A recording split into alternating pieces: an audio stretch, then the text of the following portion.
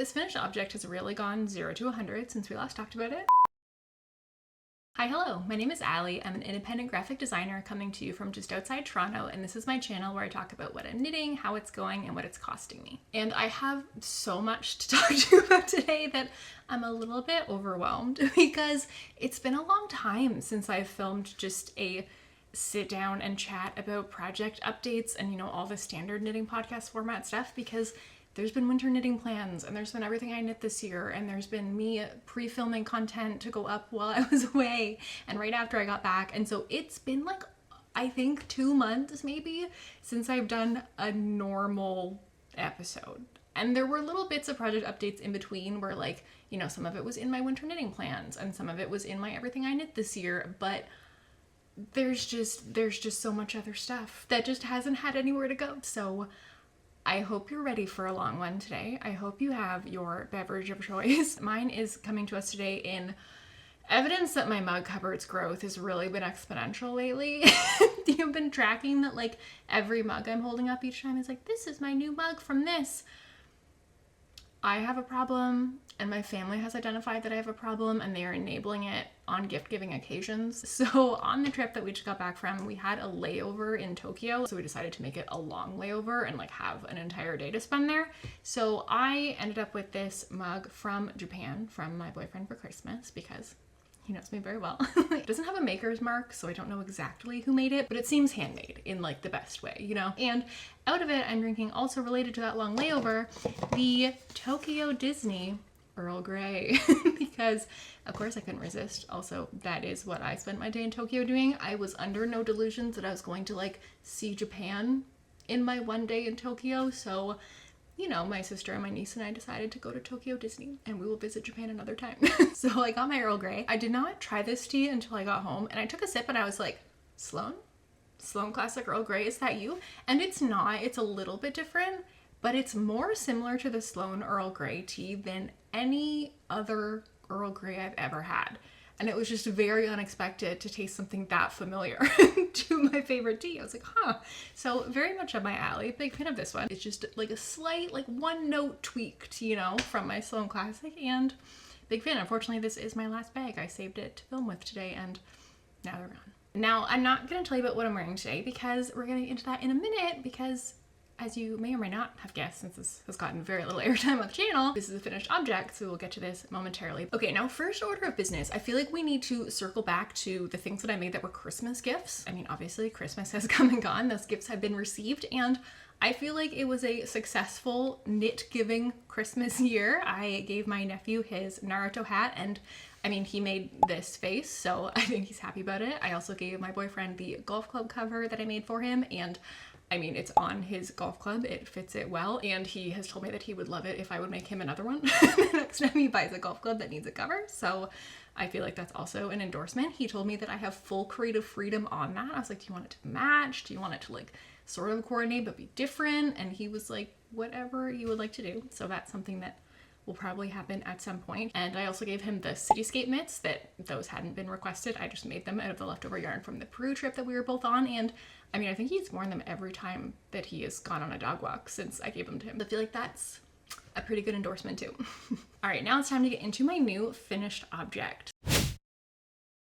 Hello, Editing Alley. It just feels really weird right now to put out a video of me just being like, hey guys, let's talk about my knitting. I'm in such a great mood, but without acknowledging the world. And by the world, I do currently mean a certain country that is not the one that I live in, but does seem to have an outsized impact on all of us.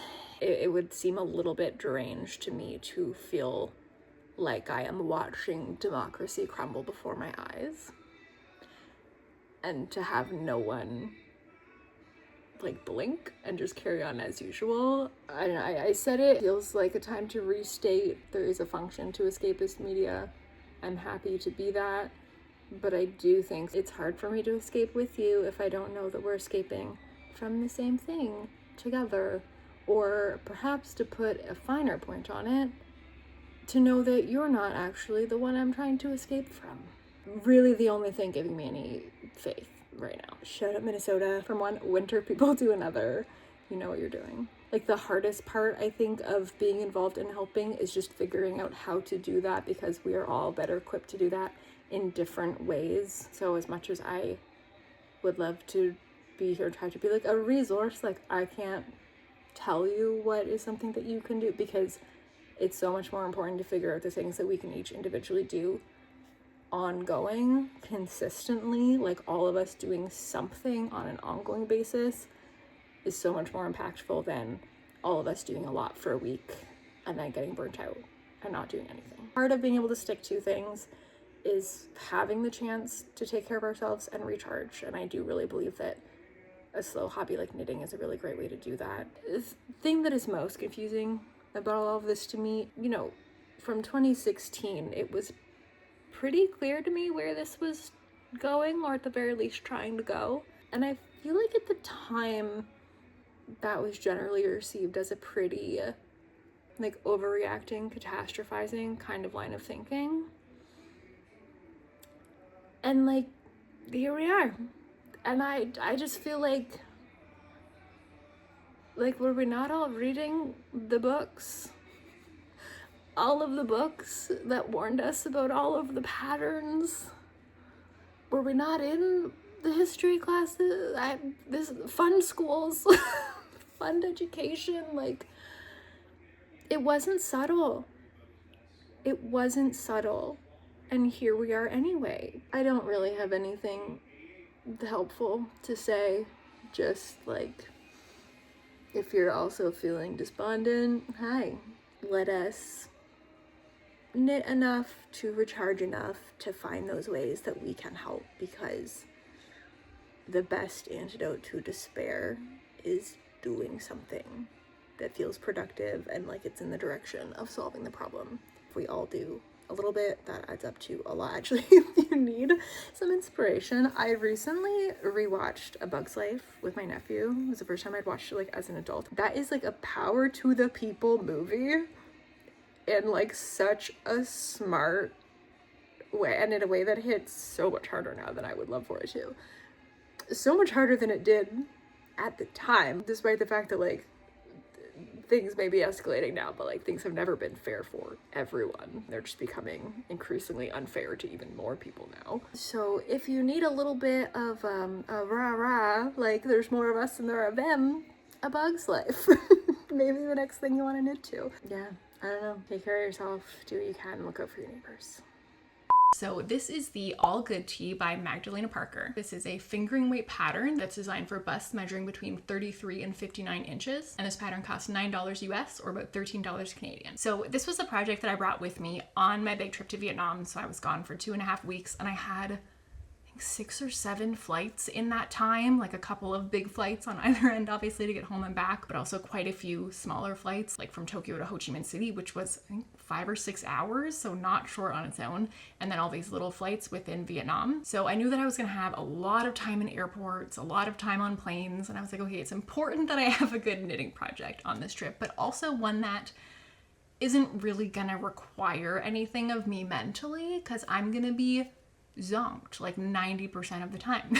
Like I'm gonna be away from home, dealing with time change, dealing with like sleeping in places that are not familiar to me, walking around all day, every day, doing new things. Like my brain is gonna be fried. So I need knitting that will just be pure unwinding. I don't want to be looking at charts. I don't want to be counting stitches all the time. I just want to cast on and go. And when I was trying to decide what project it should be that I should cast on for this trip, this was the obvious candidate. This shirt has been sitting in my like theoretical mental queue for I think over a year at this point. I wanted to make this shirt, but it just never felt like the moment. I think because something that is fingering weight all over stockinette just seemed like kind of a boring project for normal life. So it just never happened. But all of the things that made me a little bit hesitant to cast it on in normal life made it a perfect travel project. So like I literally cast this on at Pearson Airport at the gate for my first flight,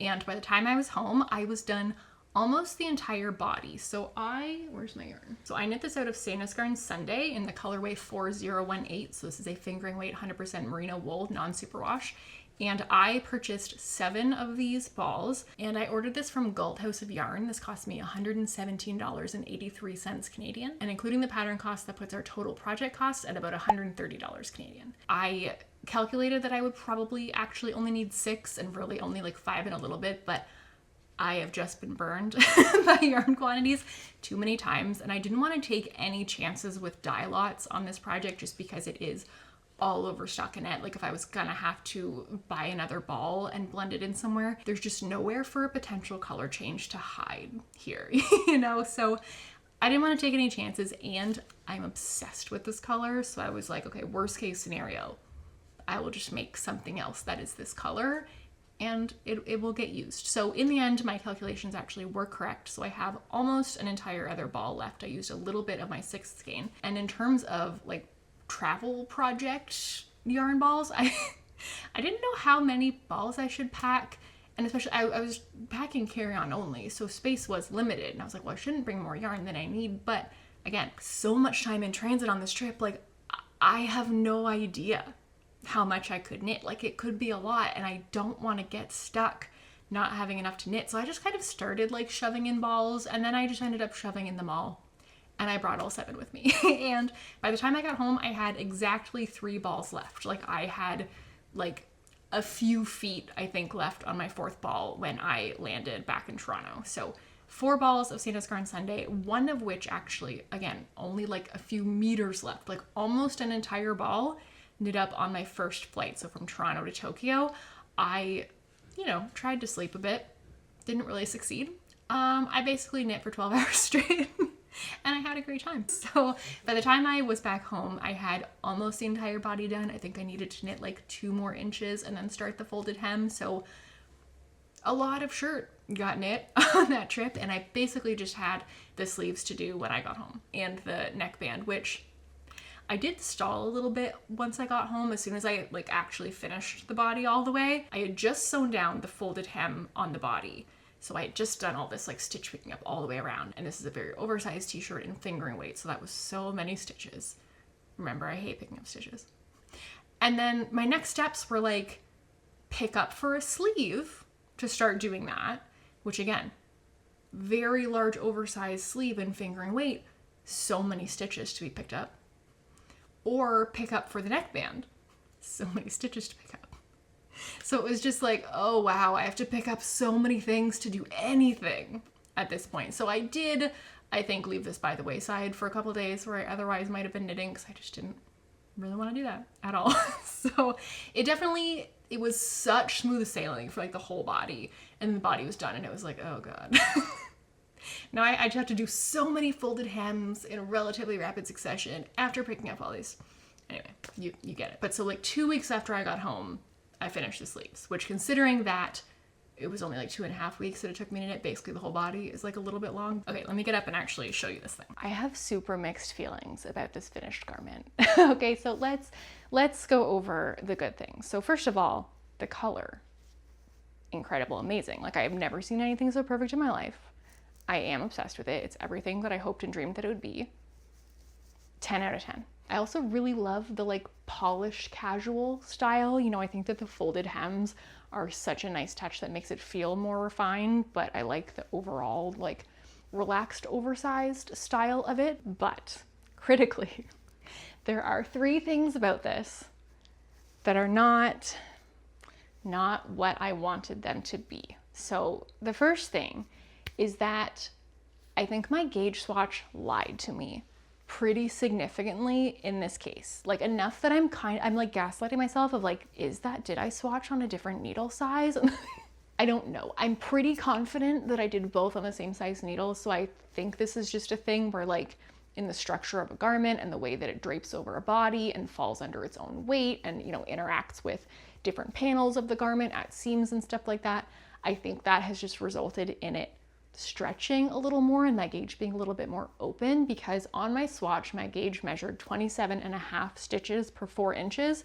And in my finished garment, it's 26 stitches, which is a not insignificant difference numerically. So like this did end up being bigger than the intended finished measurement. So I knit the size 3, which we'll circle back to in a minute. But so that is supposed to measure about 41 inches and mine measures 44. So it did come out just physically larger than it's intended to be, though I have no issue at all with the amount of ease. Like, I very much like the amount of ease here, but what I don't like as much as I wanted to is just the quality of the fabric. So like, I don't know if this is going to be really like visible on camera. It's just not, it's not as tight of a fabric as it seemed in my swatch. Like when I did my swatch, in no world did the thought even enter my head that like I might want to size down my needles, because the fabric just seemed totally solid.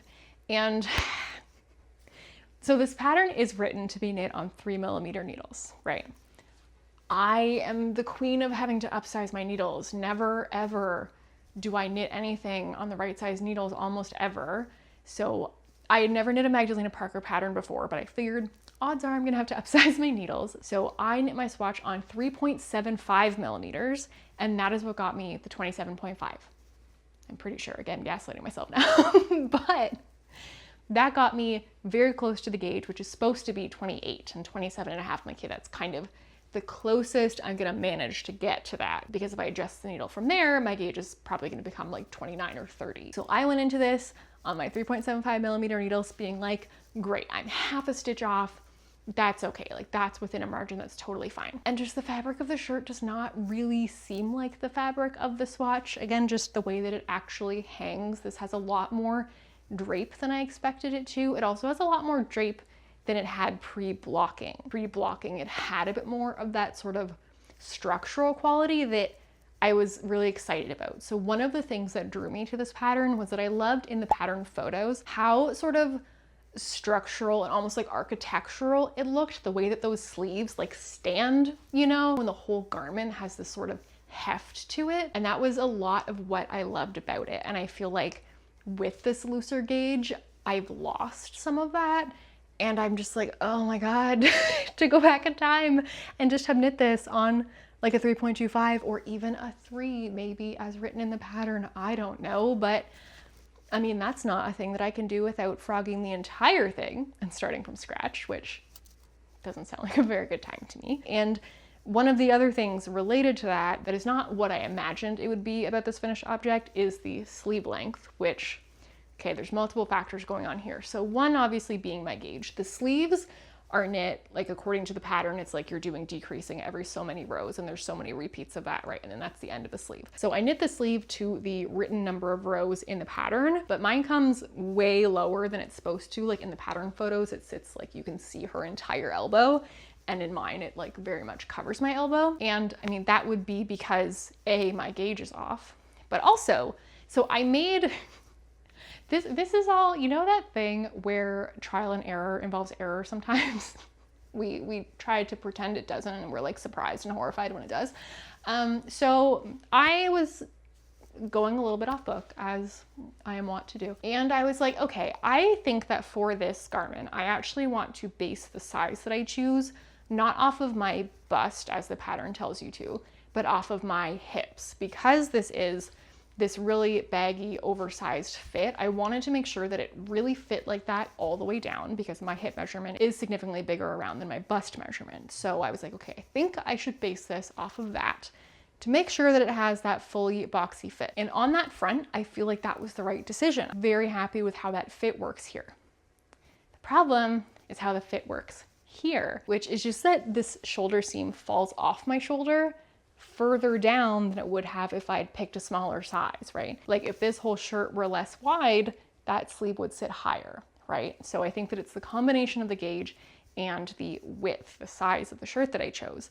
So I think that if I were going to knit something like this again, and I wanted to achieve this kind of fit at my hips, I think I would choose the size that is based off of my bust, and then I would actually do shaping along the sides to increase out to the hips to then get to like the next size up measurement by the time you're at the hip area. I think that that would have achieved more what I was trying to do without dumping the sleeves so far off my shoulders that the sleeves end up being like twice as long as they're supposed to be. Now, all of that said, none of these things I've identified are actually problems with this garment, right? My complaints are that the drape is different than I expected it to be, and that the sleeves are longer than I was expecting them to be. But like these sleeves are different than I planned, but I think I like them. I think I'm in this weird place where it's like, I am processing the fact that this isn't the garment that I thought that I was making, that I wanted to be making, and trying to actually now evaluate it on its own terms for what it actually is. And like, I think I do like what it actually is. It's just different enough from what I was trying to be making that I'm still kind of trying to like wrap my head around that and see it for what it is and enjoy it for what it is. And maybe at some other point in the future, I will reattempt to make what I thought I was making. That's where I get a little bit frustrated because I'm not a pattern repeater. It feels like going backwards to me. I like the forward momentum of working my way through my favorites or discovering something new that I want to knit. Like if I think about starting to knit another Allgood Tee tomorrow, I'm like, but then it's like I wasted a month. And like wasted according to what? Like that's something to reflect on, but it just doesn't appeal to me to do that again anytime soon. Maybe next time I need a big travel project, but so it's just sort of a little bit of like getting over the heartbreak of what I thought I was making, what I wanted to get out of this, and trying to fall in love with what I accidentally made instead, which again, I do think is nice, except for its one, what I currently consider to be a fatal flaw, but which is fixable. I just super don't wanna, but I think I have to. Actually, on that note, I should acknowledge before everyone's like, why don't you just shorten the sleeves? I definitely could shorten the sleeves. Just the idea of having to re-sew down all of those folded hems just sounds like actual physical torture right now. Editing Alley, hi. I've realized I've misspoke a couple of times here in talking about doing these hems where I've been talking about it in terms of sewing it down. I did not sew it down. Every time I say that I sewed down folded hem, I mean that I like picked up a stitch in the row that I'm trying to stitch it down to and doing a knit two together and then binding off. That's what I'm talking about. I did not sew. Sewing would be worse.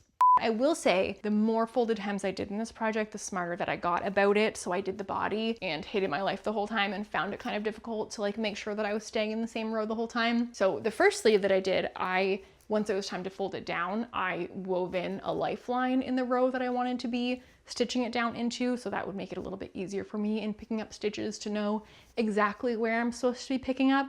And when I did the second sleeve, I was even smarter, which is that when I knit that row that I would later be folding down and knitting two together into, I wove the lifeline in then, so I just had to weave it in like along the needle, and there was no guesswork about like, am I staying in a row? Is this in the right place? You know, I did try to do it the smartest way, which is when you like stick the end of your yarn, the end of a scrap yarn through the tiny like keyhole in your interchangeable needles and then just knit the row, and that automatically travels it through for you. But I could not, to save my life, get it threaded through that tiny hole, and I was too lazy to go find an actual teeny tiny needle to help me do that. So I just fed it along the needle. So I did find that that helped the process of knitting down the folded hem.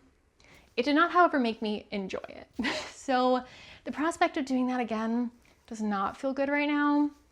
Maybe I will change my mind about that, but given my track record with like fixing past knits, which is currently that like maybe every 3 years I fix one thing, it doesn't seem particularly likely. But the one thing that I think I do need to fix, I need to get over myself and do it, even though I don't want to, is fixing this neckband. Because again, let us return to the error part of trial and error. I decided that instead of doing the neckband as written in this pattern, which is a ribbed neckband, that I wanted it to be a folded hem to look really polished and match with the other hems in the shirt. Makes enough sense. I stand by that decision. In fact, in redoing it, I still want to do that. What I failed to account for is the fact that ribbed stitches take up less horizontal space than stockinette does, because of the way that the columns kind of nestle in and amongst each other, right? Like the purls will kind of like hide behind the knits. So when I picked up for the neckband at the rate written in the pattern, this was a bad idea. Let me come sit back down. There are simply too many stitches in this neckband. So I don't know if you can tell. There's extra fabric, like here. Can you sort of see the like cat ears that want to stick up there? it was very obvious pre-blocking, like the collar was actually like sitting up vertically on top of the garment instead of being able to lay down like inside the circle of the open collar.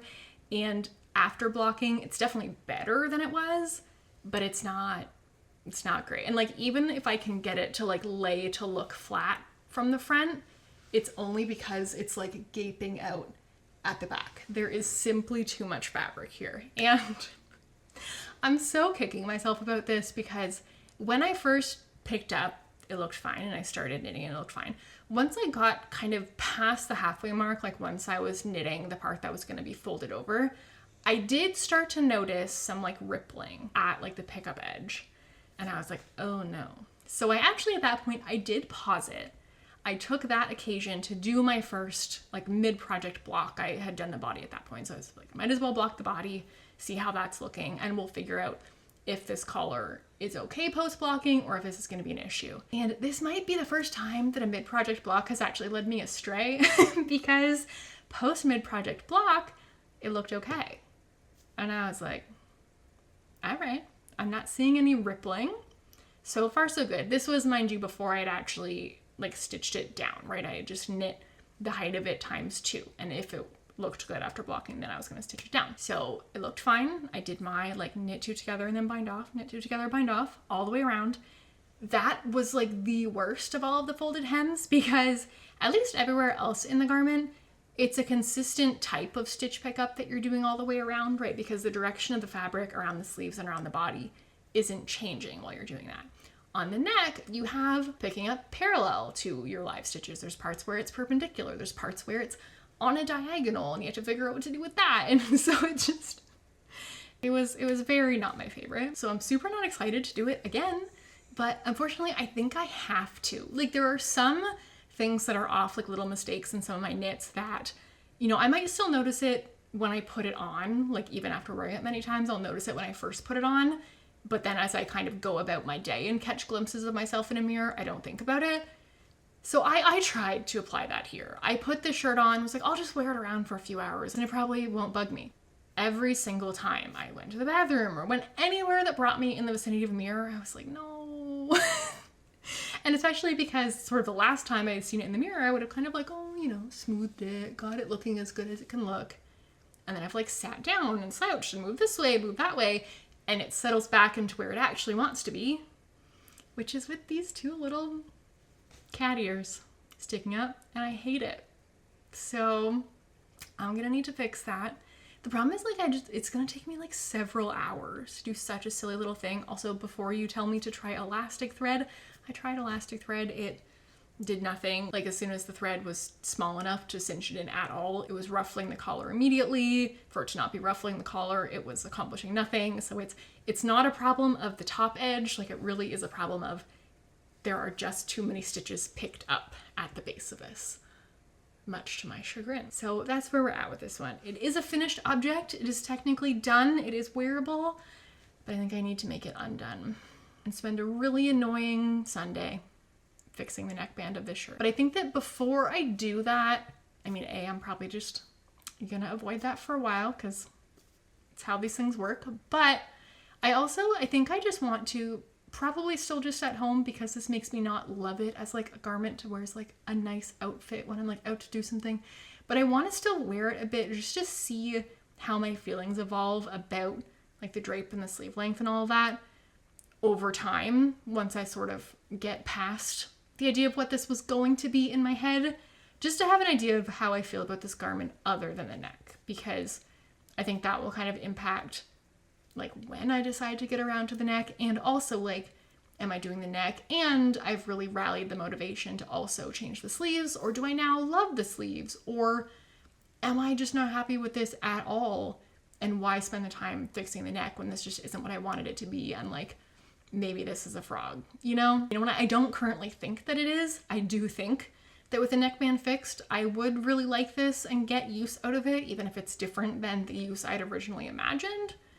but I feel like I need time to sit with it and to kind of suss all of that out. Okay, looking at my notes, I should also mention, I mentioned the width change in my gauge. My row gauge also changed from 40 stitches to 36. So you see how that could account for a little bit of this sleeve length. I stopped the body some number of rows above what the pattern tells you to do, because I had at this point picked up on my row gauge being longer than it was supposed to be, and according to my calculations I was like, okay, I'm about 10% off, and I think I'm like 90% of the way through the body according to what the pattern is saying, so I should stop here and that will put me at the right length. My only like gripe with this pattern, I found it clear, well written, good pattern. I just wish that there was a schematic of what all the finished measurements were supposed to be, because I think, as far as I found, the only measurement that it gives you is the bust measurement, and everything else it's just like knit this many rows. Like nothing is like knit for this many inches or until this measures that. There's none of that. And while in theory you could use the gauge in the pattern and like multiply that by the number of rows it tells you to do in each section, it's not like it's just like knit 300 rows of body. It's like knit rows 1 to 10 like this. Now repeat that this many times and then do this until that, and then right, it's so segmented and all these numbers are, you know, hidden in little blocks of text that it would just be so convoluted to try to go through and add all of those up and get an exact row number and to be sure that you didn't miss one when you're trying to calculate this. So I just wish that there had been final measurements about that so that I could figure out exactly, okay, if I'm gonna adjust this, what is the sleeve length supposed to be to look the way that it does in the pattern? You know, that would have been a nice bonus. But great pattern, highly recommend. All of my issues with this finished object are my own execution of this pattern and nothing wrong with the pattern itself. And in terms of kind of the general knitting process, the first kind of funny thing that I found was I had been knitting this out of the center of the ball, thinking, you know, for travel that will be most convenient if this ball can just like stay inside the project bag and I don't have to touch it and it will just keep pulling smoothly. And this was the first time where I was working from a center pull ball where I felt like I was seeing the way that it was twisting the yarn extra, because I'd heard that that's a thing, that center pull can give you too much twist on your yarn, and that it was showing in my stitches. So with this pattern, it's a drop shoulder construction, and so you start with kind of that like trapezoid shape at the back of the shoulder, and in that panel I felt like I could see that thing where like one of your stitch legs is like twisted and different looking than the other leg. So I decided after I finished that section and needed to break yarn and move on that I was going to start working from the outside of the ball instead. And it's very minor, but I do think that it made a bit of a difference. So I was glad to make that switch for the rest of the garment. It was sort of, it's like the perfect amount of like a really small finicky thing where like it's not so dramatic that you like notice a change in the fabric on the back of the shirt, but enough that I'm glad that I made it for the sake of the front of the shirt. You know, I also wondered on the gauge front if any part of this was related to the fact that I definitely did a bit of a rookie error where I swatched on my usual metal needles, but I actually knit the whole thing on my wood needles because I was traveling in different international airports, kind of different rules about whether knitting needles are a weapon. So to be on the safe side, I always travel with my wood needles. And I was wondering if maybe I knit like slightly more loosely on wood needles, but I don't think so, because I haven't specifically gauge checked my sleeves. I probably should before I like take this to mean anything, but when I got home and was switching to the sleeves, I did knit those back on the metal needles and I don't see a gauge difference. Again, it seems like the sleeves came out really long, which would suggest that they're also still on the larger gauge, but maybe it's all just the extra falling off my shoulder. I don't know, but it's a possibility that I feel like if I'm giving you details, if I'm trying to help you avoid pitfalls, we should talk about swatching on the needles you're gonna knit on. This was also the first project in so long where I didn't knit the sleeves 2 at a time. And the only reason that I didn't, because I will live and die by that method, like ever since I learned how to do that, you will never convince me to go back, except in this case, because when I was looking at this armhole I had to pick up along, I was like, wait a minute, this looks very similar to the circumference of the Musselburgh hat that I knit recently, where I discovered the magic circumference, which is the one where it is the smallest circumference that you can possibly knit on your needles with their shortest cord. So it's the shortest that a round can be without having to use magic loop or DPMs or any other sort of finicky thing. And I discovered knitting the Musselburgh that I love. I love knitting like this because it goes as fast as it possibly can, again, right, because of the short rounds, but you're not doing any annoying fiddly things. And so it just feels like it's flying. There's just so little friction. I like to have my beginning of round marker just as a little like pace car. It feels like you're making progress, you know, as you go around, but it's so good. So I didn't want to knit them 2 at a time because that would have introduced more friction instead of saving me friction the way that it usually does. And also because I would have had to pick up these 2 giant sleeves immediately after one another. Whereas at least this time I got to pick up a giant sleeve and then like spend a couple days knitting that sleeve at that magic circumference and then do the other one. So these sleeves went by so much faster than I think I thought when I was looking at this pattern. Those sleeves are going to be a slog because you're going to get the body done and be like, oh, I just have sleeves. It's just a t-shirt. It'll be so fast. But actually, because the sleeves are so wide and so long relative to a normal t-shirt that it's probably about the same as doing a long sleeve in terms of stitches. It's probably going to feel like it's taking forever.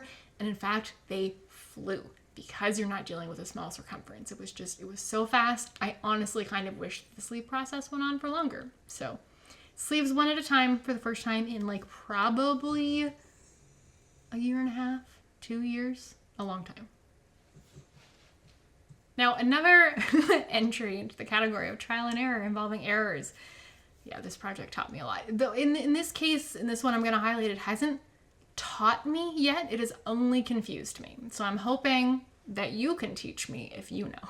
So I remembered hearing recently someone talking about in a situation where they were doing a folded neckband, you know, the pattern was saying to do 1 row of pearls to create that kind of like pearl ridge that sometimes pattern designers will have you do to like have a crisp fold line on your neckband, but they didn't really like how that looked, as is the case for me. I don't like that pearl ridge. It doesn't work for me. It doesn't look better to me. And I remembered this person saying that instead of doing a pearl row and instead of just knitting as usual and folding over without doing anything, that they would do a row of double knitting instead of the row of purling. Here's my question. Does that only work? Like, is that only a thing if you're doing this in the context of a ribbed folded neckband? Because I tried so many different ways to do this in this stockinette folded neckband, and I could not figure out what was supposed to be happening. And only like after trying several things did I go, oh, that person was definitely doing that on ribbing, weren't they? So it is very possible that this only works in ribbing. But if you know of a technique for kind of tightening up, like crisping up that fold line on a stockinette folded hem that is not a pearl ridge, please let me know what it is. I would love to know, possibly for when I possibly fix this neckband, because it's not going to be that long until I have to do a folded neckband again. Does double knitting even work on stockinette if it wasn't already set up to be double knitting? Because all the stitches already existed in their own separate columns and all the rows leading up to that, one row didn't just like disappear behind the other row because they were still attached to what was below them. And so instead there was just weird little like bars of slip stitches. I don't know. There's a very good chance I was trying to do something that is entirely impossible and doesn't work at all in this context. If it does though, and I was just doing it wrong, please let me know. So in terms of this as a travel project, it was truly the perfect travel project for what I needed process-wise as I was traveling. I do think though that its role as a travel project was also kind of its fatal flaw in terms of some of these issues, because the fact that I was on the go like that meant that I didn't try this on while I was working on it the way that I usually would multiple times while I'm working on it at home. So maybe I would have noticed some of the gauge stuff sooner, like just kind of seeing the way that it like stretches over the shoulders and things like that. But also, like, if I'm being honest, like, would I have, by the time I could see that, right? By the time I've done the whole big back panel, I've done down to the shoulders, I've joined so that it can actually be like draping over the shoulders the way it would be, would I have frogged back at that point? I probably would have thought that it'll look better after blocking. And again, because I was traveling, I didn't do any mid-project blocks until I got home, and I blocked it to see the whole body. So it's possible that I could have caught and addressed some of these issues sooner if I hadn't been knitting on the go, but it's also possible that I just would have been like, it'll probably be fine in the finished object. My gauge was fine. It would have depended, I think, if I had thought to check my gauge sooner being at home, but I don't know. I don't know if it would have made a difference. I just know that I definitely didn't do those things because I was traveling, and maybe I would have done them if I were at home, and maybe then I would have resolved this. I don't know. But as far as the kind of project I wanted to be working on while traveling, 10 out of 10 like would do something like this again in a heartbeat. So that's my Allgood Tee by Magdalena Parker, and all in all, this was on the needles for a month and 2 days, though, you know, I didn't get us to go back on them. So now that this is basically done, I'm gonna call it done because I'm not gonna immediately go back and fix this. This brings up the question of what is my next cast on. So you may recall that my book club cardigan is what I put on hold to cast this on for the trip, because I was like, there's no way I'm working on that on the go. That's a terrible idea. So option number 1 is that I repick up the book club cardigan. Option number 2, which I don't like having projects just set aside. I'm usually a very one-track minded knitter, but I do think that cardigan is going to take me a very long time. It was quite slow going for me when I was working on it, and there is a small project that I want to get done before I think I might be done the book club cardigan. So I kind of just want to put off resuming the book club cardigan until I've done that, which I am waiting for the yarn to arrive, but it should be here like any day. So maybe that means I will just fix this while I'm waiting. We will see. But I really want to knit a pair of pole dance socks. These were in my winter knitting plans, and I had these in mind for a family member for their birthday, which is coming up in March. So I kind of just want to get these done and not be worried at all about timing before I dive back into my book club cardigan. But also, for being honest, I'm just scared. Like, now that I know how involved that cardigan is, having put it down and now knowing that I'm gonna have to like reacquaint myself with the pattern, it's a little daunting. I will do it. I will get it done. I'm very insistent on that, and I'm stubborn enough when I want something to like do it, even when it's annoying. But I think I'm gonna postpone it just a little bit longer. But the absence of a real whip update for you does not mean that we're done, because, oh, I have some acquisitions. So you might remember that I was on a yarn buying ban until the end of 2025. We appear to be in a real boom and bust cycle. In my defense, mostly not even of my own, like, purchasing, but some yarn has come into my life. So let's talk about it. So, did you hear something? Good buggy. Yeah, you don't have to bark at it. That's a good job. Yeah. So the first yarn acquisition came from the trip. So in Vietnam, I had not even been thinking about yarn stores at all. You know, this is a trip with a lot of family members. It was so not like about me, my own personal itinerary and yarn shopping. And so I had no idea if there were any yarn stores around anywhere that we were traveling until we were in Hanoi over Christmas, and I opened my present from my brother-in-law, and it was a piece of paper being like, you get a yarn buying spree at this Vietnam yarn store that I had no idea existed. So we, that same day actually, on Christmas, because in Vietnam, like, Christmas is not a national holiday, so things are open, which was very novel to be able to like go do things on Christmas. So we went to this yarn store, Noli Handmade, and I literally don't even know how many floors are in that store, because you walk up the staircase and the yarn just keeps going. Like it kind of felt like a compact version of Belle's Library and Beauty and the Beast. Like the many floors of books. That was how it felt, except yarn, and except that it was relatively small. Like the main floor had like floor space, but then you would like spiral up. Again, like I literally don't even know how many flights of stairs, and like there's yarn surrounding you all the way up the staircase until at the top you hit another like actual room. But like I don't even know how to express to you how never ending the yarn appeared to be as you spiraled up that staircase. And now thankfully my brother-in-law, apparently in addition to the yarn being my Christmas gift, my other Christmas gift was him being my videographer because he took so much good footage there. Thank you so much. He also told me to cut the audio on this part, but I think we'll all enjoy it more if I don't. You might want to overlay with some music, because otherwise you're going to hear some heavy breathing as I walk up these stairs. Okay? Some little music. So it was super fun to check out this store. It was also a very interesting experience to be trying to actually find yarn that I wanted to pick to make something out of, because like for one thing, I didn't really have a project in mind to be shopping for. So I was kind of like trying to think on the fly about what I would want to make. And then there was a very like specific factor related to this yarn, which was that this store was, as far as natural fibers go, it was, I think, like exclusively cotton. I don't think I saw like a single wool based thing, which I think kind of makes sense like climate wise. But just in terms of projects that are sitting in my Ravelry favorites, it's not a lot of things that are designed to be knit in cotton. And as we have just discussed with my Allgood Tee, the drape of a fabric makes so much difference to how it looks and how you feel about that finished garment. So I didn't want to just like plan to knit some random sweater that I loved the look of in wool out of cotton and assume that I would like it just as much. So I was trying to look for patterns that I thought would specifically be good in cotton, which was another complicating factor.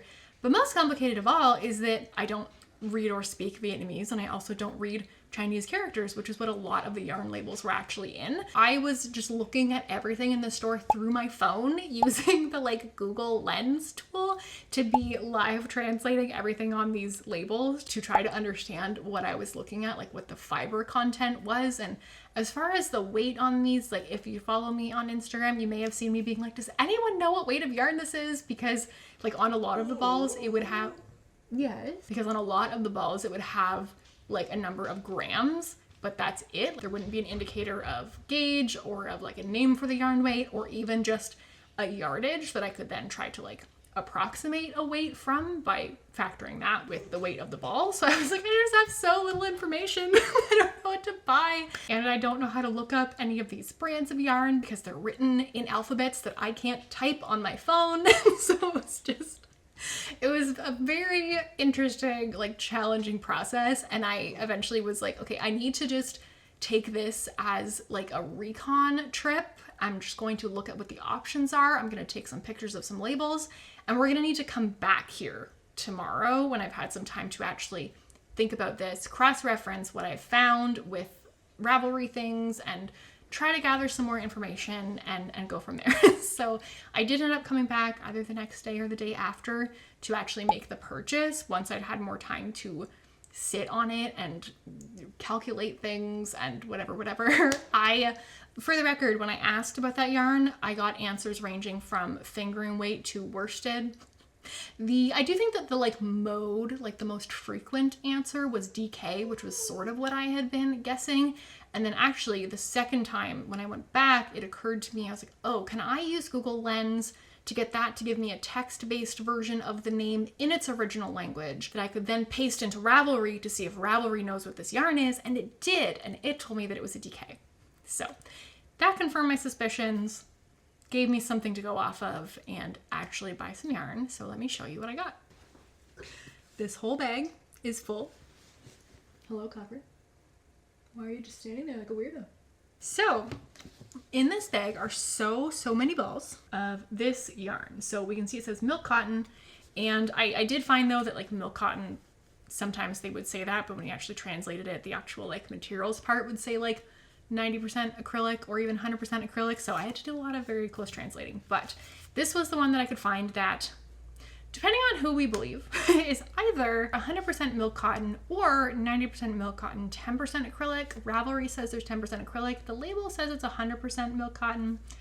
I don't know, but either way it's close. And so milk cotton I was not very familiar with. So in case you are also not, milk cotton is considered like a semi-synthetic because it is all naturally derived things, but they are processed to create something new. So in that way they're synthetic. So it's cotton fiber that is blended with milk protein to kind of make it like extra soft. I've seen it compared to sort of like the superwash wool of cotton, if that makes sense. And in that shop, almost all of the cotton was milk cotton. I think I found one that was just pure regular cotton, but it was a very like thick, like rustic, like would maybe be designed to knit like a sort of rattan placemat out of, but not like a garment. But like, can we just discuss this color? It's such a particular shade of blue. I just feel like a standard version of this color would have less yellow than this in it. It would be a bit more cool toned, or it would be darker. Like it's almost like a royal blue that's been lightened, but without losing any of its richness and actually just adding to the richness. I saw this on the shelf and was like, I don't feel like I've ever seen that color in a ball of yarn before. And as someone who I really love to wear a really rich blue, they tend to look really nice on me, but because of that, I don't really have a shortage of like royal blue items in my wardrobe. This is why I haven't knit any so far. I actually already have a royal blue knit sweater that is kind of one of the things that made me want to start knitting, because I was like, I feel like I could learn to make this and that would be really cool. So I just haven't knit anything in that color. And this is close enough that I think it still looks really nice on me, but different enough that it feels like a different color of thing and worth making something in this different color. So I ended up getting 20 balls of this, which I think is on the generous side as far as what I'm likely to need, but you know, I didn't expect it to be super easy to get more of this if I needed it, and I didn't want to be worried about amount, and you know, came to find it was shockingly affordable, which we'll circle back to in a minute.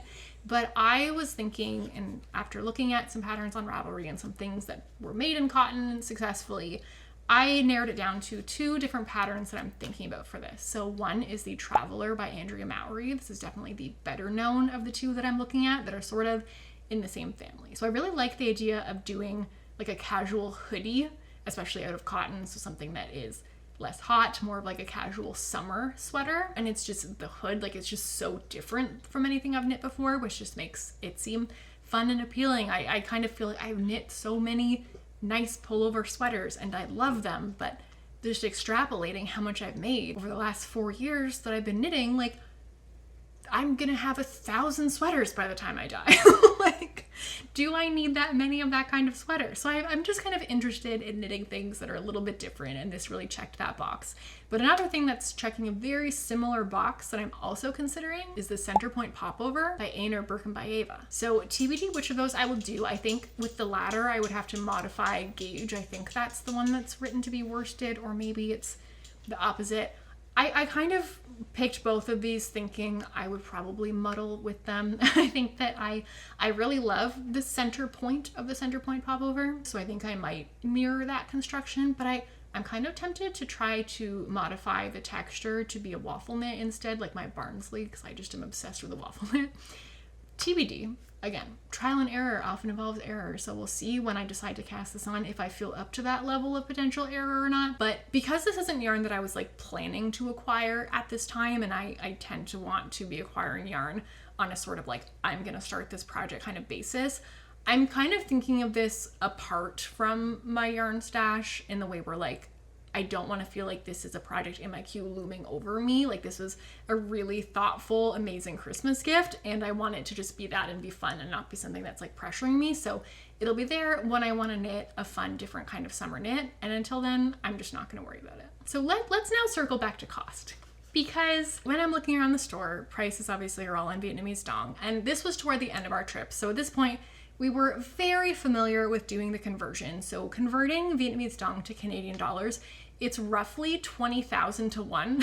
So very big difference. So the easiest way that I had found to do that conversion is just to remove the last 4 digits of the price, and then whatever was left, cut that in half. Okay, so I have been doing this all day, every day for 2 weeks. I was well practiced at it. And I messed it up here because I simply could not fathom how inexpensive this yarn was. So I think that these skeins were 8,200 Vietnamese dong. And I so could not compute what that actually meant that I converted that in my head to, okay, removing the digits, okay, so that's 8, and so cut that 8 in half, it's 4. So each of these is 4 Canadian dollars. And I was like, okay, that's not like quite as cheap as I thought yarn would be here, but you know, we're not in Europe. Like maybe yarn is just expensive here, relatively speaking, because everything else had been so cheap on this trip. Like all 9 of us would go out to eat and it would cost like 35 Canadian dollars. So I was like, okay, that's a bit more than I expected, but whatever. And I said to my brother-in-law, you know, I think I need to get 20 balls. So like, I don't know what you had planned for this in terms of the Christmas budget. So whatever this exceeds that by, because it's going to be about $80. So whatever this exceeds that by, I will totally pay the difference. And he was like, oh no, that's perfect. And then he gets to the cash and they tell him the price, which is not $80 Canadian, but $8 Canadian. 8. because I had in fact not removed enough digits. Remember I said you remove 4 digits. So if you remove 4 digits from 8,200, you're left with a decimal. Cut that in half, we're talking 40 cents Canadian a ball. So it's hard to beat that kind of yarn value. Do not recommend, at least this store, maybe other stores maybe don't have other kinds of yarn. Do not recommend this store for wool yarn purchases because they have none. But if you're looking for milk cotton, dirt cheap, bring an empty suitcase, my God. And that is actually far from all of the yarn that I need to show you, because shortly after I got home, I received a very exciting package in the mail from Heather and Shayla of Charm City Unicorns together with Cesium Yarns. They sent me their special like New Year's Advent countdown collaboration that they had done, and it was just the cutest package, and I need to show you everything. So first of all, it was not even just the yarn. Huge thank you to Kat and her wife Penny at Cesium Yarns for sending the yarn, and to Heather and Shayla for all of the adorable things they added in this package, because I have so many things to show you. First of all, this is my first Black Pearl Magic project bag. This is my first like big girl project bag. Okay, this is my first project bag that is not a random drawstring cotton tote that like came with something that I bought. So we're moving up in the world, and I could not think of a better way to do it than with Black Pearl Magic. Also, I feel as though this fabric was made for me, because I don't know if this is actually from this artist and part of her licensed fabric collection or not, but this reminds me so much of the artist Edavi, who I have multiple pieces of her art around my house because I love it so much, and this very much looks like her style. And this bag has pockets on the inside. I've never had a project bag with pockets in it, which like now that I'm saying that out loud sounds absurd, but here we are. We get there eventually, even if we have to be dragged there by wonderful people who send us gorgeous, so well made, also incredible project bags. Copper, do you want to come up? Hi. Copper's being very needy right now, so he's gonna sit with us for a little bit until he gets bored of being here. Should I move the camera down so you can see him? I think yes, obviously. Oh, you're gonna... It's so rude. He just desperately needs me to be petting him, I guess. So can I do this one-handed? So first of all, the package also contained this adorable second project bag. This one is not a Black Pearl Magic. This one is from 65 South. This very cute strawberry print. Very perfect red-orange color. Very much my vibe. You need belly rubs desperately right this second? You normally know I'm boring when I'm recording. Why did you not just give up on me this time? Also in this package are these adorable ceramic buttons and matching progress marker. They're so, so cute. I'm like, what? I need to like plan a whole project around this. Though, you know what this reminds me of? I need to grab. The colors coordinate so well with this patch that I got from Mothfolk Studio. So I can see some sort of project potentially that incorporates both of these things. These, by the way, are from Warm Stripes, handmade in Massachusetts. Copper is being extremely needy for some reason, so... which he's not normally. So we're gonna assume this is important. We're gonna angle this down. Come here. Hi. Hi. Hi. See how long he stays here with us. Now, also in this package are these, try to flip these around while still petting Copper, stitch markers that go with the New Year's themes. There's a little disco ball, a little Charm City Unicorn logo, the little funny New Year's sunglasses. Copper has abandoned us already. Sir, I don't know what you want. And now we get to the pièce de résistance of this package, which is the incredible collection of yarn that Cesium dyed to fit the concept the Charm City Unicorns had for this New Year's Countdown Advent, which I'm still pulling out mini skeins from. Look at this. So this is a fade, okay? This is a like gradient of very light pink to medium pink to deeper pinks and purples to pink and black at the end.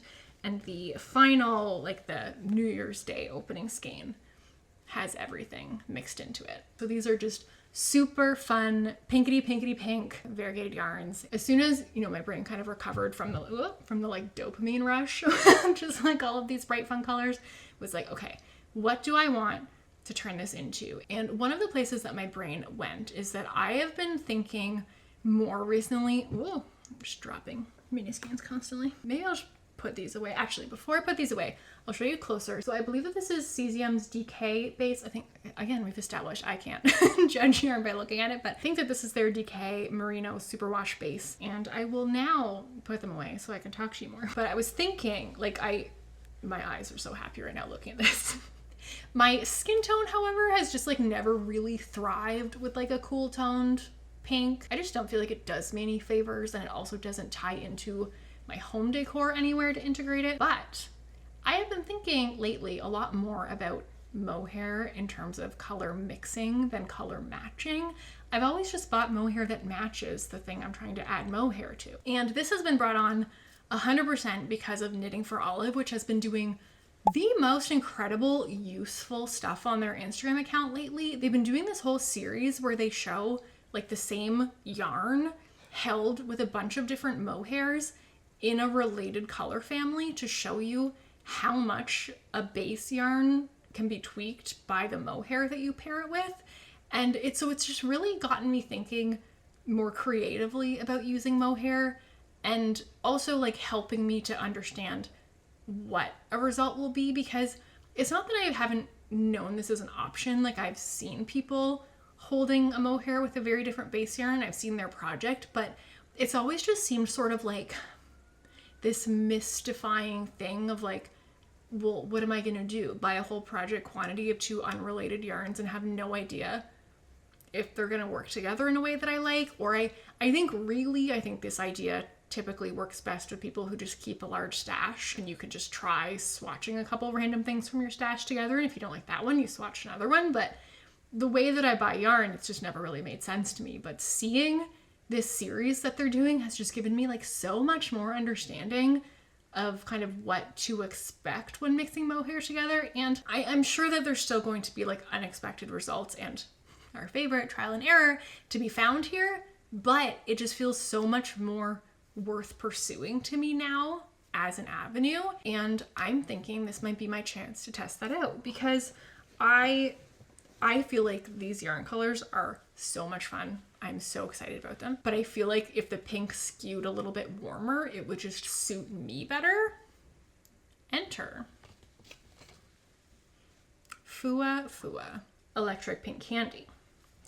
I'm thinking that if I hold this double with these, that will give me the fun variegation and the pinkness of this, but just tinted a little more in the direction that suits me and my coloring and just what I tend to enjoy wearing. And it will be a super fun experiment for me in color mixing mohair with a different yarn base. Now I hope that this color is coming across right, because it's not the same as this shirt. If it looks the same, that's wrong, because this is more pinky. This is like an extremely hot pink, definitely in like the corally realm as opposed to the like purpley fuchsia hot pink, but very much pink. This is definitely not pink. It's not the same color, don't at me, but these are also not the same color. And I think that when they are mixed together, it's going to create something really, really fun. And I'm currently thinking, as my project for this, I recently saw Breathing Yarn knitting the Kilometer Scarf by Florence Miller, and she did it as a striped version using a bunch of different scrap yarns. And I just loved how her scarf looked. I thought the Kilometer Scarf with those stripes was super fun. And this was the first time I learned about like what the Kilometer Scarf is, like how it works. And how it works is that it's basically a muscle burra tube that just keeps going and going and going. And obviously doesn't have like the eggy shape at the ends, but it's a tube. It's not a scarf knit flat. Do we remember what I was saying about the muscle burra? Do we remember about the magic circumference? I just get to do that for a whole scarf, and potentially one that's striped, which I think in like an all over stockinette in the round that's long, like that could, like I said, very good for travel. At home, I can get a little bit bored if it's a day where I want to be just like knitting all day, you know, like binge a show, like just max relax. I can get a bit bored of that eventually, and I think that the stripes are kind of just enough to keep it like fun and popcorny and interesting. So I'm thinking, as much as this is designed to be the perfect fade, as demonstrated on their Instagram, I'm gonna go a little bit rogue. I think I'm going to arrange these in such a way that they are striped and oh god. I think I have enough yarn here to do about 3/4 of the typical length of the Kilometer Scarf. So I'm thinking that I actually might supplement it with some other scrap yarn from my collection, a la breathing yarn, and incorporate some other yarns that I have left over in like the pink and red family, because I do have a few.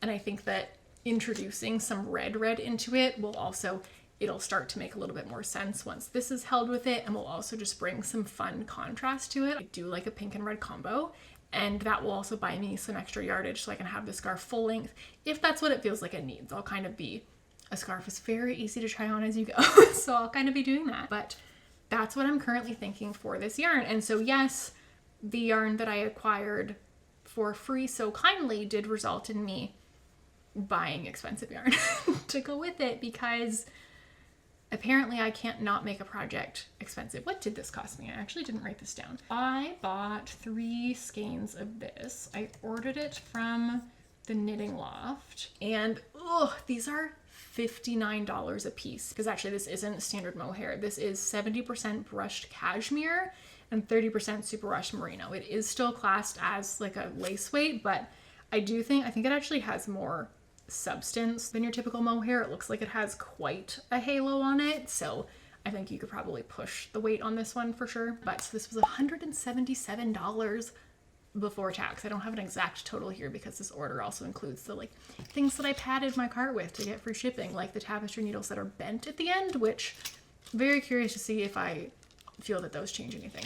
Some people swear by them. I've never really understood, but maybe that's just because I haven't tried them. This is another thing that I'm like, do I cast this on before I go back to my book club cardigan? But actually, I am thinking that the absolute perfect use case for the kilometer scarf is this is really new territory for me, a side project while I'm working on my book club cardigan, because it's so involved.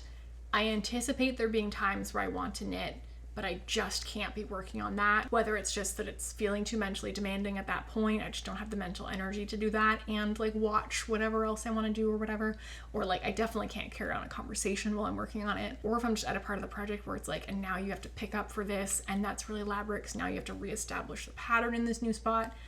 I just think this is a case where it might really save my sanity and get me through the book club cardigan a little bit more easily if I have something that's just perfect magic circumference stockinette that I can just work on when I need a break. So again, new territory for me. We'll see how it goes. I do not historically find it very easy to like care about a secondary project, but I'm thinking that the specifics of the book club cardigan situation might kind of necessitate this and kind of really benefit from it. We will see. I'll report in, but that is my current line of thinking. And I'm just really excited to cast this on because I'm just so curious to see how they interact and to see the stripes come together and kind of plan out the order of them and like breaking up, because I have, like I said, some scrap yarn, some solids with the variegateds and reds that are kind of poppy, and it just feels creative and fun and uncertain, but in a contained enough way that like I don't feel like it can really go that wrong. It just feels like a super low stakes experiment that I'm really excited about. Oh, also in that package, before I forget, there was this adorable skein, so this one's not from Cesium, this is from Ewenicorns Fibers.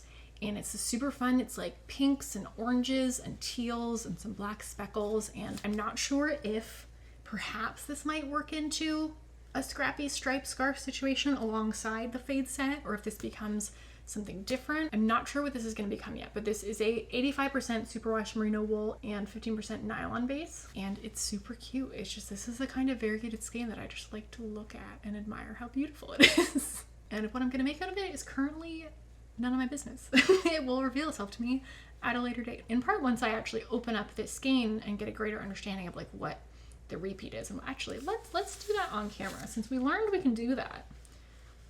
See what this actually looks like. I'm gonna have to try to get it twisted back up. Let's apply our knowledge. So it looks like we have sort of like several inch long chunks of like pink to orange to blue to pink to orange to kind of purple, orange, pink, blue. So I guess depending on the circumference of it, like if this were the body of a sweater, you'd probably have kind of like offset micro striping going on, so it wouldn't look like stripes. It would just sort of be like a few stitches are pink and then orange and then purple, and then on the next row, unless it happened to line up perfectly and then you got pooling, it would just sort of be different in every row, but like little strips of color, and there's kind of consistent black speckling all through.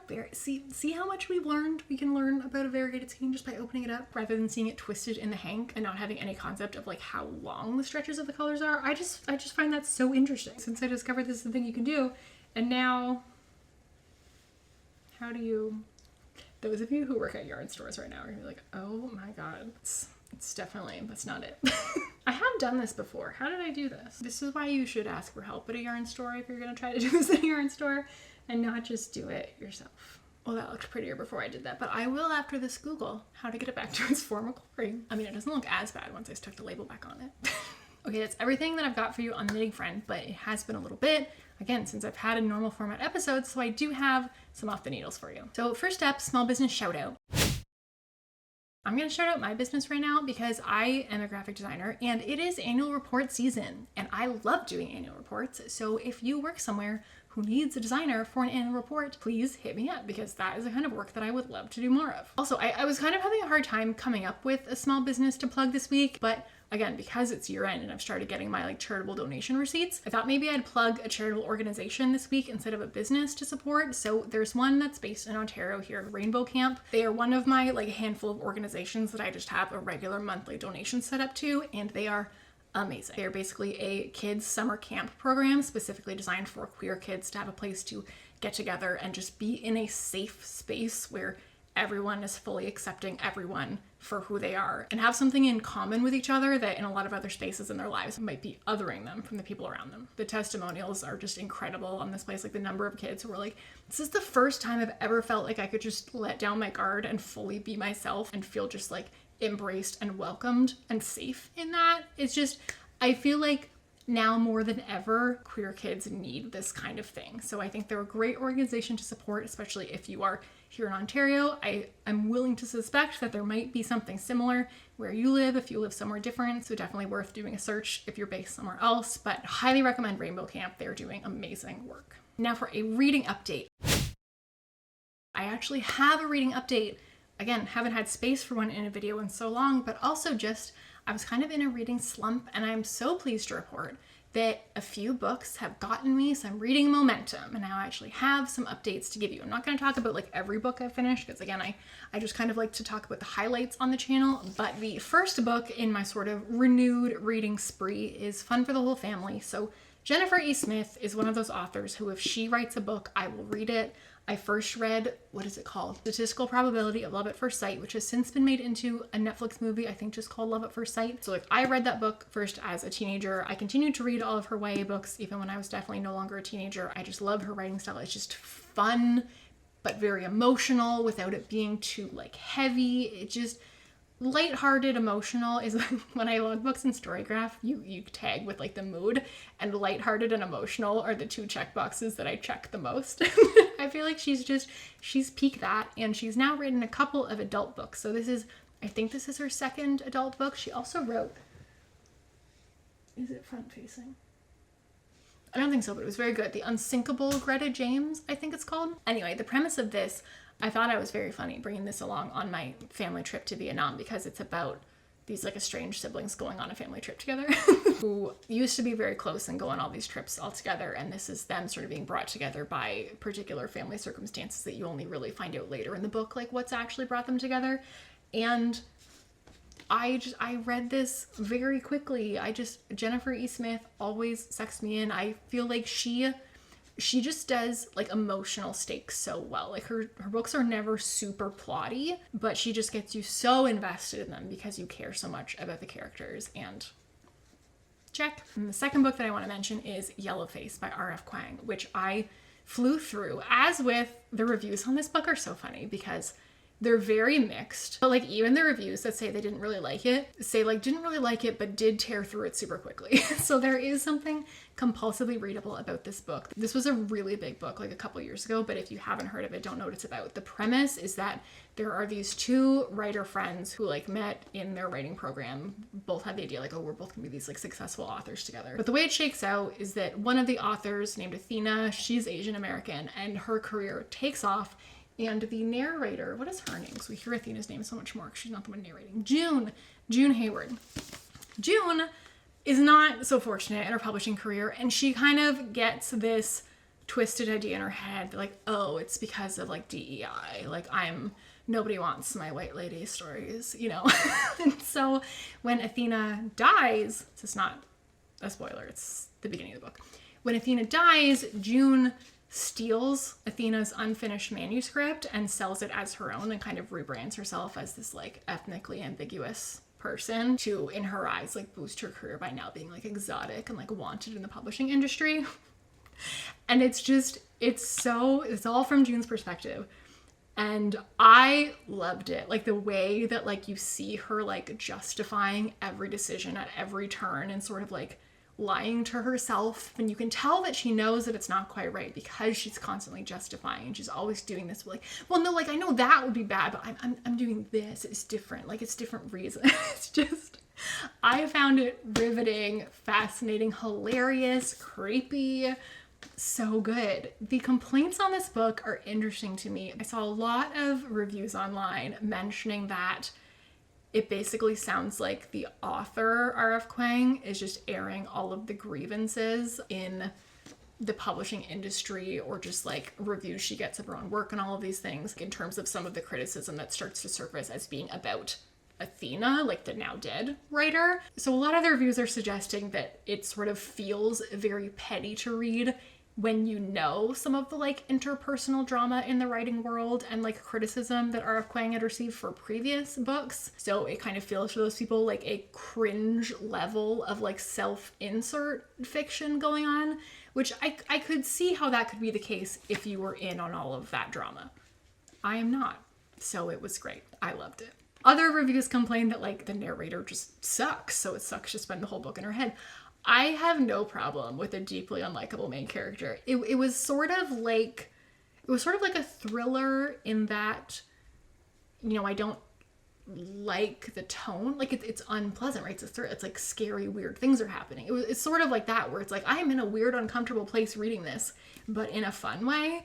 And it's fun to hate this narrator, and it's fun to, what do we call, like, you know, a story that is about characters we're rooting for that has a bad ending for them, like that would be a tragedy, right?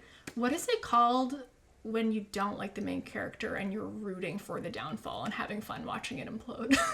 What is that called? Because that's what this is. All right, I think that's finally all that I've got for you today. So I would love to know, what is your favorite kind of knitting project for traveling? Do you have kind of a strategy of what sort of things you like to bring along with you, what you find works well when you're sort of in transit out of your usual routine, moving around a lot? I would love to know. And also, final call for any questions, sort of like behind the scenes stuff about the YouTube channel, because I believe, hopefully, my next video is going to be the second annual how much my channel made me and whatever other nosy questions you want to ask. So let me know if you have any of those, and thank you so much for watching. I hope if you'd like to be here next time, you'll consider subscribing if you haven't already, but if you already have, you're my favorite. And I'll see you next time.